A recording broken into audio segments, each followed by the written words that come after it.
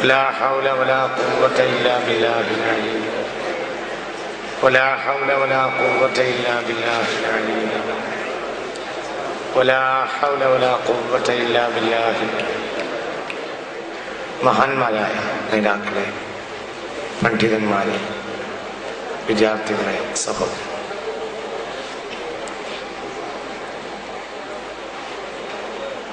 വളരെ അച്ചടക്കത്തിൽ എല്ലാവരും ഇരിക്കണം.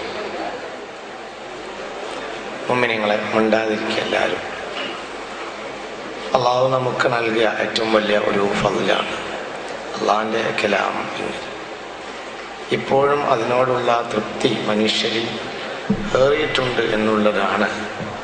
ഈ സദസ്സിൽ, ഈ സ്റ്റേജിൽ പോലും ആളുകൾ കയറിയിരിക്കുന്നത്.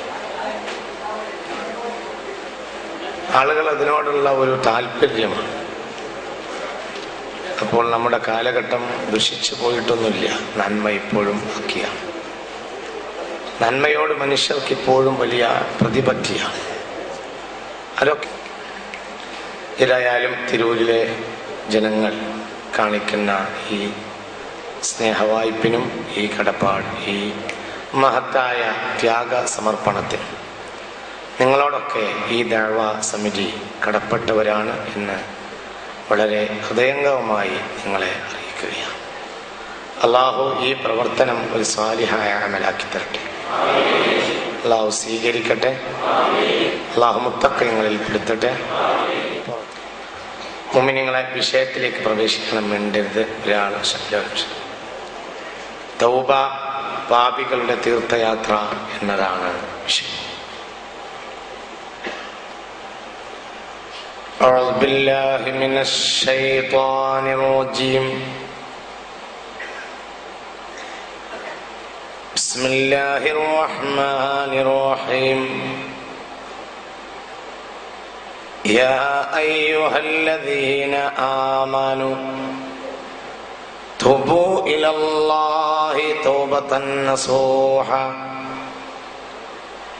عسى ربكم أن يكفر عنكم سيئاتكم ويدخلكم جنات تجري من تحتها الأنهار يوم لا يخزي الله النبي والذين آمنوا معه نورهم يسعى بين أيديهم وبأيمانهم يقولون ربنا أتمم لنا نورنا واغفر لنا إنك على كل شيء قدير.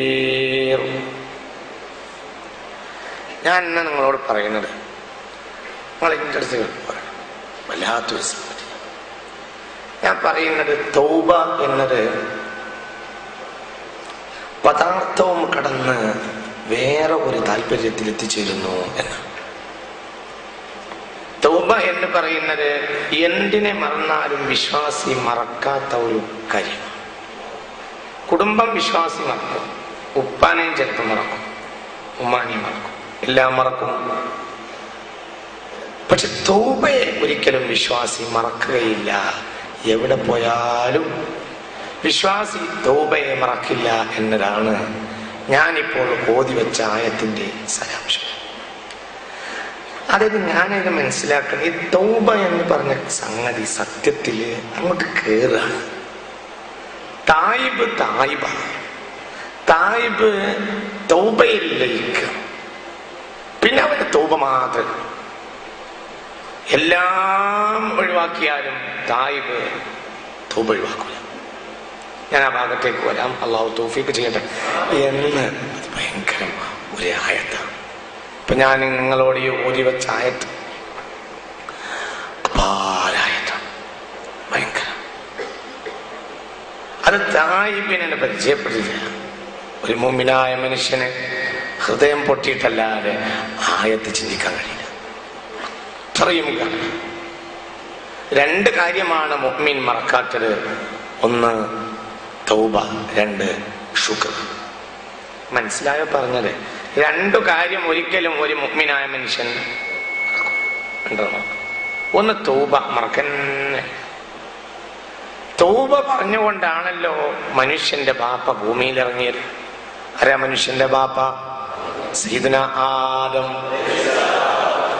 ഖാല റബ്ബനാ ളലംനാ അൻഫുസനാ വഇൻ ലം തഗ്ഫിർ ലനാ വതർഹംനാ ലനകുനന്ന മിനൽ ഖാസിരീൻ. അഅറാഫിൽ 163-ാമത്തെ ആയത്ത്. തൗബ പറഞ്ഞിട്ടാണ് മനുഷ്യന്റെ ബാപ്പ ഈ ഭൂമിയിൽ വന്നത്. അപ്പൊ മനുഷ്യന്റെ ഭൂമിയുടെ സ്പർശത്തോളം ചരിത്രമുണ്ട് തൗബക്ക്. ഇനി സ്വർഗത്തോളം തന്നെ ഇനി പഴക്കമുണ്ട്, സ്വർഗത്തോളം തന്നെ ഇനി ചരിത്രമുണ്ട്. അതൊക്കെ ഞാൻ വരാം, നിങ്ങൾ എൻ്റെ ഒപ്പം ഇരുന്നാൽ മതി. ഇന്ന് ആ വിഷയം പഠിച്ചു. തൗബ മറക്കാൻ കഴിയില്ല. പിന്നെ മറക്കാൻ കഴിയാത്ത മറ്റൊരു കാര്യമാണ് ശുക്ർ. ശുക്ർ വിശ്വാസം മറക്കില്ല. ശുക്രാണല്ലോ ബിദായത്തിന്റെ ഖുർആനിലെ പ്രവേശിക കഴിഞ്ഞാൽ പിന്നെ ഖുർആൻ പരിചയപ്പെടുത്തുന്ന കാര്യം ശുക്രാണ്. ഖുർആനിലെ പ്രവേശിക ഏതാ? ബിസ്മില്ലാഹിർ റഹ്മാനിർ റഹീം. അത് ഖുർആന്റെ പ്രവേശിക. പിന്നെ ഖുർആൻ പരിചയപ്പെടുത്തുന്ന അടുത്ത കാര്യം അൽഹംദുലില്ലാഹി റബ്ബിൽ ആലമീൻ. ശുക്ര. അൽഹംദുലില്ലാഹ് എന്നത് കലിമത്തു ശുക്രിയ. ഖാല റസൂലുള്ളാഹി നന്ദി മറക്കുന്നില്ല. തൗബയും നന്ദിയും മറക്കൂല. അത് ഈ ചോരന്റെ ഉള്ളിൽ നിന്നൊക്കെ പോവും. അതിന്നൊക്കെ കയറിയിട്ട് ആത്മാവിൽ അത് ലയിച്ചു. അപ്പൊ ചോരയും തടിയൊക്കെ ഈ ഭൂമിയിൽ ചേർന്നാലും റൂഹിൽ ചേർന്ന ഒരു സാധനം ഒരിക്കലും നശിക്കില്ല. റൂഹ് എന്നത് കല്ലാ ഇന്ന കിതാബൽ അബ്റാരി ലഫീ ഇല്ലീൻ വമാ അദ്റാക മാ ഇല്ലീയൂൻ കിതാബും മർഖൂം യശ്ഹദുഹുൽ മുഖറബൂൻ. റൂഹ് വലിയല്ല. റൂഹ് എന്നത് മണ്ണിൽ ചേരുന്നതല്ല, പകരം അല്ലീനിലേക്ക് ഉയർത്തപ്പെടുകയാണ്. അല്ലാഹു തആല നമുക്ക് തൗഫീഖ് ചെയ്യട്ടെ. അല്ലെങ്കിൽ സിജീനിൽ എറിയപ്പെടുകയാണ്. സിജീനിൽ എറിയപ്പെടലിനെ തൊട്ട് അല്ലാഹു നമ്മെ കാത്തുരക്ഷിക്കട്ടെ. ഇതൊക്കെ മണ്ണിൽ ചേരും, ഇതൊക്കെ മണ്ണിൽ ചേരും. അപ്പൊ ഇതൊക്കെ മണ്ണിൽ ചേരും. പിന്നീട് അല്ലാഹു ഇതിനെ മണ്ണിൽ നിന്ന് ഉണ്ടാക്കും. പക്ഷേ ഇതൊക്കെ മണ്ണിൽ ഒരിക്കൽ ചേരുന്നുണ്ട്. എന്നാൽ റൂഹ് ഒരിക്കലും മണ്ണിൽ ചേരുന്നില്ല. റൂഹ് ഒന്നിരിക്കൽ അല്ലീനിലായിരിക്കും, അല്ലെങ്കിൽ സിജീനിലായിരിക്കും. അതവിടെ ഉണ്ടാവും. അതാണ് കല്ലാ ഇന്ന കിതാബൽ അബ്റാരി ലഫീ ഇല്ലീൻ വമാ അദ്റാക മാ ഇല്ലീയൂൻ കിതാബും മർഖൂം യശ്ഹദുഹുൽ മുഖറബൂൻ എന്ന് പറഞ്ഞു. അതവിടെ വളരെ ലോക. അബ്റാറിന്റെ അമലും അല്ലീനിലാണ്. അബ്റാറിന്റെ ഗുണവാന്മാരുടെ അമലുകൾ അല്ലീനിലാവുന്നു, അവരുടെ റൂഹുകളും അല്ലീനിലാവുന്നു. അല്ലാഹു തആല അവിടെ തൗഫീഖ് ചെയ്യട്ടെ. വാക്കട് പറയും, മനസ്സിന്റെ ഉള്ളെന്ന് പറയും. അല്ലാഹു തൗഫീഖ് ചെയ്യട്ടെ. അല്ലാഹു തൗഫീഖ് ചെയ്യട്ടെ. അല്ലാഹു നമ്മളെ ഒഴിവാക്കാതിരിക്കട്ടെ. അല്ലാഹു നമുക്ക് പുറത്തു തരട്ടെ. അവിടെ അല്ലീനിലേക്കെത്തും. അപ്പൊ ഒരിക്കലും മറക്ക. ഈ രണ്ട് وقالوا الحمد لله الذي صدقنا وعده وأورثنا الأرض نتبوأ من الجنة حيث نشاء فنعم أجر العاملين. എന്ന് പറയുന്നുണ്ട്. സ്വർഗത്തിൽ കയറിയാലും ശുക്ർ മറക്കൂല, തൗബ മറക്കൂല. ഞാൻ രണ്ടും പറഞ്ഞാൽ അല്ലാഹു നമുക്ക് തൗഫീഖ് ചെയ്യട്ടെ. സ്വർഗത്തിൽ കയറിയാലും മുഅ്മിനീങ്ങൾ പറയും ഖാലുൽ ഹംദുലില്ലാഹ്, സർവസ്തുതിയും അല്ലാഹുവിനു തന്നെ. അവർ റൂഹിൽ ചേർന്ന സ്വർഗം കിട്ടുന്നവരെ ഒരാൾ അൽഹംദുലില്ലാഹ് അൽഹംദുലില്ലാഹ് എന്ന് പറയുന്നത് എന്തിനു വേണ്ടിയാ? സ്വർഗം കിട്ടാം. കിട്ടിയിട്ട് എന്തിനാ പറയുന്നത്? മനസ്സിലാവണില്ല. കിട്ടിയേ നിനക്ക് മനസ്സിലാവണില്ലേ? അതിൻ്റെ ഒപ്പല്ലേ ഒരു സാധനം കിട്ടാൻ വേണ്ടി. അപ്പൊ അമലൊക്കെ ചെയ്യണത് സ്വർഗം കിട്ടാൻ വേണ്ടിയാ. കിട്ടിയിട്ട് അമൽ ചെയ്യണതോ പിന്നെ എന്തിനാ അമൽ? അത് അമലാണ് ഏറ്റവും വലിയ ലദ്ദത്ത് എന്നതുകൊണ്ടാണ്. അമൽ എന്നത് ലയിച്ചു മനുഷ്യൻ. ഏതാ അമൽ? ശുക്രിൽ ലയിച്ചു. എന്ത് ഒഴിവാക്കാൻ പറഞ്ഞാൽ ഒഴിവാക്കും, ശുക്ർ ഒഴിവാക്കൂല മുഅ്മിനായ മനുഷ്യൻ. സ്വർഗത്തിനെ തന്നെ വേണമെങ്കിൽ ഒഴിവാക്കാം, സ്വർഗത്തെ ഒഴിവാക്കാം എന്ന് പറഞ്ഞ ആബിദീങ്ങളും ലോകത്തുണ്ടായിട്ടുണ്ട്, അതിനും ഉണ്ടായിട്ടുണ്ട്. നമ്മക്കത് തലേക്ക് പെട്ടെന്ന് കയറൂല. സ്വർഗം വേണ്ട എന്ന് പറഞ്ഞവരും ലോകത്തുണ്ടായിട്ടുണ്ട്. ഉണ്ട്, അള്ളാഹു കൊടുക്കാതിരിക്കണില്ല. എന്നാലും സ്വർഗം ഇല്ലെങ്കിലും വേണ്ടില്ല, നിന്നെ വേണം അള്ളാഹുവേ, അള്ളാഹുവേ നിന്നെയാണ് ഞാൻ തേടുന്നത് എന്ന് പറഞ്ഞവരുണ്ടായിട്ടുണ്ട്. സ്വർഗല്ല ഞാൻ തേടുന്നത്, അത് എന്റെ ലാഭമല്ലേ, എനിക്ക് എന്റെ ലാഭം വിഷയമല്ല, ഞാൻ നിന്നെയാണ് തേടുന്നത് എന്ന് പറഞ്ഞവരുണ്ടായിരിക്കുന്നു. അങ്ങനെ അതിന് ചെറിയൊരു സൂചന ഹബീബായ നബി പറയുന്നുണ്ട് സല്ലല്ലാഹു അലൈഹി വസല്ലം, റബ്ബിനെ തേടുന്നത്. അതുകൊണ്ടാണ് വഫാത്തിന്റെ തൊട്ടടുത്ത ദിവസങ്ങളിൽ മുസ്തഫായ നബി സല്ലല്ലാഹു അലൈഹി വസല്ലം ഉദരഹിതനായി വീഴുന്ന രാത്രികളിൽ എണീറ്റിട്ട് തഹജ്ജുദ് നമസ്കരിക്കുമ്പോൾ പൊട്ടിക്കരഞ്ഞ് അടുത്തിരിക്കുന്ന ആയിഷ ബീവിയോട് റളിയല്ലാഹു അൻഹാ മുസ്തഫായ നബി പറയുന്നത്, അഫലാ അകൂന അബ്ദൻ ശകൂറാ,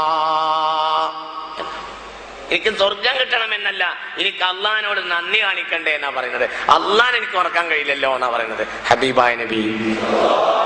മനസ്സിലാവണില്ലേ എന്തിനാ നബി എന്നെ കഷ്ടപ്പെടുന്നത്? എത്ര കഷ്ടപ്പെട്ടതാണ്, അള്ളാഹു എല്ലാം നിങ്ങൾക്ക് തന്നിട്ടില്ലേ, നിങ്ങളെ കാര്യത്തിലാണല്ലോ.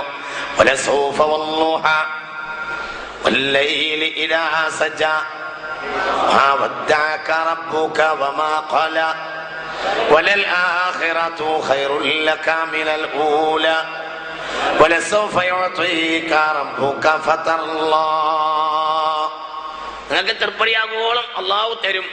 എന്തേന്ന് പറഞ്ഞില്ല, എന്തും അതിന്റെ അർത്ഥം.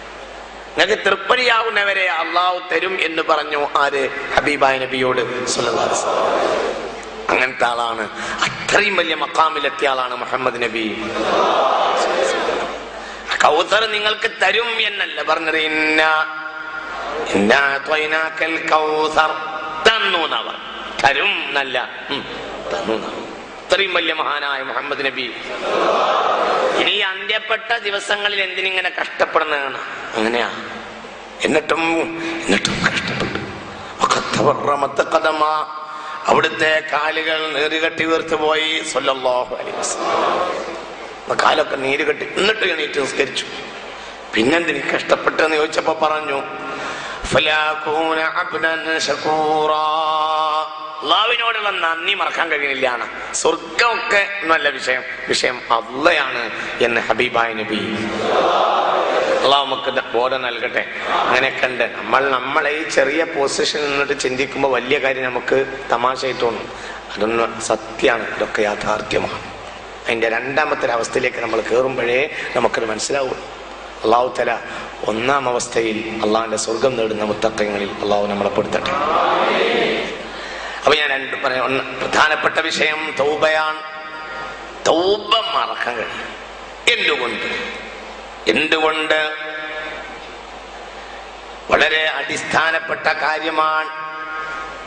മനുഷ്യൻ അവന്റെ ഉത്തരവാദിത്തത്തിൽ എപ്പോഴും ഖായിഫാണ്, എപ്പോഴും പേടിയാണ് മനുഷ്യൻ. കാരണം അവനെക്കാളും വലിയൊരു ഉത്തരവാദിത്തമാണ് അള്ളാഹു അവനെ അമാനത. അങ്ങനെയല്ലേ ഖുർആൻ പറഞ്ഞത്? ഈ അമാനത്തിനെ അല്ലാഹു തആല ആകാശഭൂമിയുടെ മേൽ പ്രദർശിപ്പിച്ചില്ലയോ? എന്നിട്ടോ ഫഅബൈന അൻ യഹ്മിൽനഹാ വഅശ്ഫഖന മിൻഹാ. ആകാശഭൂമി പോലും പേടിച്ച ഉത്തരവാദിത്തമാണ് മനുഷ്യനേറ്റത്. മനുഷ്യനെ കുറിച്ച് അല്ലാഹു പറഞ്ഞത് ഇന്നഹു കാന വലൂമൻ ജഹൂലാ. മനുഷ്യൻ ഏറ്റവും വലിയ അക്രമിയും ഏറ്റവും വലിയ വിഡ്ഢിയുമാണ് എന്നാണ് അള്ളാഹു മനുഷ്യനെ കുറിച്ച് അള്ളാഹു തന്നെ പറഞ്ഞിട്ടുള്ളത്. നിങ്ങൾക്ക് മനസ്സിലാവണല്ലോ പറഞ്ഞത്? അപ്പൊ സ്വാഭാവികമായി ഈ ഒരു ഭയം എപ്പോഴും മനുഷ്യന്റെ ഉള്ളിൽ. ആകാശഭൂമികൾ വരെ പേടിച്ച കാര്യമാണ് മനുഷ്യൻ ഏറ്റിട്ടുള്ളത്. ഇത്ര പോന്ന മനുഷ്യൻ ആകാശം പേടിച്ചു, ഭൂമി പേടിച്ചു, എല്ലാം പേടിച്ചു, പർവ്വതങ്ങൾ പേടിച്ചു, എല്ലാം പേടിച്ചു.